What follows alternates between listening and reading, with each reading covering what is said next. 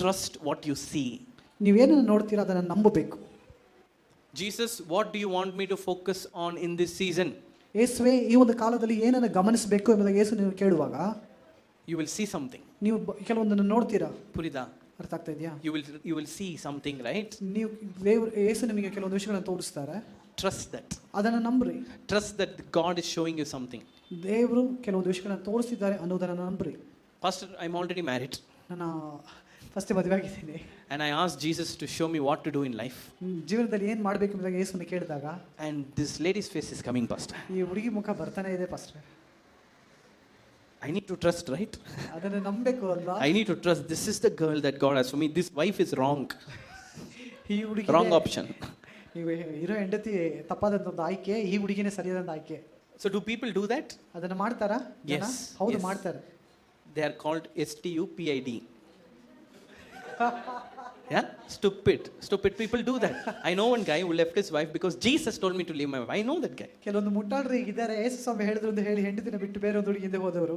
2 days back I saw that lady ಎರಡು ದಿವಸದಿಂದ ಹುಡುಗಿನ ನೋಡಿದೆ. who was raising her children without a husband, and husband left because Jesus told me to leave you. ಎರಡು ಮಕ್ಕಳನ್ನ ತಂದೆ ಗಂಡ ಇಲ್ಲದೆ ಆ ಸ್ತ್ರೀ ಬೆಳೆಸ್ತಿದ್ದಾಳೆ, ಯಾಕೆಂದ್ರೆ ಯೇಸು ಹೇಳಿದ್ರು ಅಂತ ಹೇಳಿ ಆ ಮಕ್ಕಳನ್ನ ಹೆಂಡತಿನ ಬಿಟ್ಟು ಬೇರೊಂದು ಹುಡುಗಿ ಹಿಂದೆ ಹೋದ ಒಂದು ವ್ಯಕ್ತಿ. Pastor, நீங்க தான் trust what you see சொல்றீங்களே. ನೀವೇ ಹೇಳಿದ್ರಲ್ಲ ನಂಬ್ರಿ, ಯೇಸು ಏನು ಹೇಳಿದ್ರು ನಂಬ್ರಿ ಅಂತ. Yes. ಹೌದು. But the third point is very important. ಅದ್ರ ಮೂರನೇ ಒಂದು ಕಾರ್ಯ ಬಹಳ ಮುಖ್ಯವಾದಂತದ್ದು. Do this with community. ಇದನ್ನ ಒಂದು ಸಮುದಾಯದೊಂದಿಗೆ ಮಾಡ್ರಿ. Do this with community. ಸಮುದಾಯದೊಂದಿಗೆ ಮಾಡ್ರಿ. Do this with accountability. Do this with leaders. Do this with brothers. Do this with sisters. ಲೆಕ್ಕಾಚಾರ ಒಪ್ಪಿಸುವಂತಹ ಸಹೋದರ ಸಹೋದರಿಯರೊಂದಿಗೆ, ಪಾಸ್ಟರ್ರೊಂದಿಗೆ, ಸಮುದಾಯದೊಂದಿಗೆ ಇದನ್ನ ಮಾಡ್ರಿ. So when you say, God, show me what I should focus on, and you see the girl, ಏನನ್ನ ಗಮನಿಸಬೇಕು ಎಂದು ಹೇಳಿ ನೀವು ಒಂದು ಹುಡುಗಿನ ನೋಡ್ತೀರಾ ಅನ್ಕೊಳ್ಳಿ. and you feel like, okay, God is telling me to quit this girl, divorce this girl, and marry this girl. ನೀವು ಹೀಗೆ ಅನ್ಕೊಳ್ತೀರಾ, ಓ ಹೆಂಡತಿಯನ್ನು ಬಿಟ್ಬಿಟ್ಟು ಈ ಹುಡುಗಿನ ಮದುವೆ ಮಾಡ್ಕೊಳ್ಬೇಕು ಅಂತ ದೇವರು ಹೇಳ್ತಿದ್ದೀರಾ ಅಂತ ನೀವು ಅರ್ಥ ಮಾಡ್ಕೊಂಡ್ರೆ, Okay, fine, that's what you're feeling, okay. ನೀವು ಅದನ್ನ ಆ ರೀತಿಯಾಗಿ ಅನ್ಕೊಂಡಿದ್ದೀರಾ, ಓಕೆ ಪರವಾಗಿಲ್ಲ. But then you come to community, ಆದ್ರೆ ನೀವು ಸಮುದಾಯಕ್ಕೆ ಬಂದು and you invite people that you trust and you're accountable to, ನೀವು ನಂಬುವಂತಹ, ನೀವು ಲೆಕ್ಕ ಒಪ್ಪಿಸುವಂತಹ ಜನರನ್ನ ನೀವು ಆಹ್ವಾನಿಸಿ, and you say, this is what I'm feeling, I asked God to show me what to do, and he showed me this girl, what should I do? ನೀವು ಇದನ್ನ ನಾನು ಅನುಭವಿಸ್ತಾ ಇದ್ದೇನೆ, ದೇವರಿಗೆ ಈ ರೀತಿಯಾಗಿ ಹೇಳಿದೆ, ಇದನ್ನ ಹುಡುಗಿ ತೋರಿಸಿದ್ರು, ಏನ್ ಮಾಡ್ಬೇಕು ಹೇಳಿ ಅಂತ ಕೇಳಿ.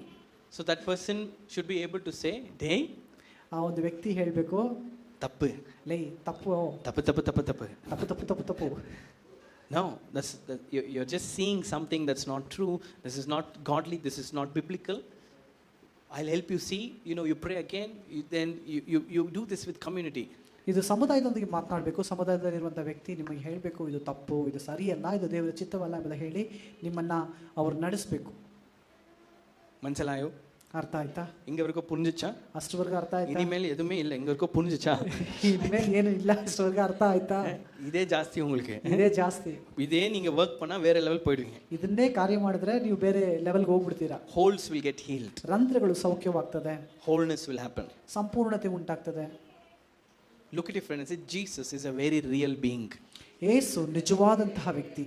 Say, Holy Spirit is a very real being. ಪರಿಶುದ್ಧಾತ್ಮರು ನಿಜವಾದಂತಹ ವ್ಯಕ್ತಿ. Say, your heavenly Father, ನಿಮ್ಮ ಪರಲೋಕದ ತಂದೆ, is very real.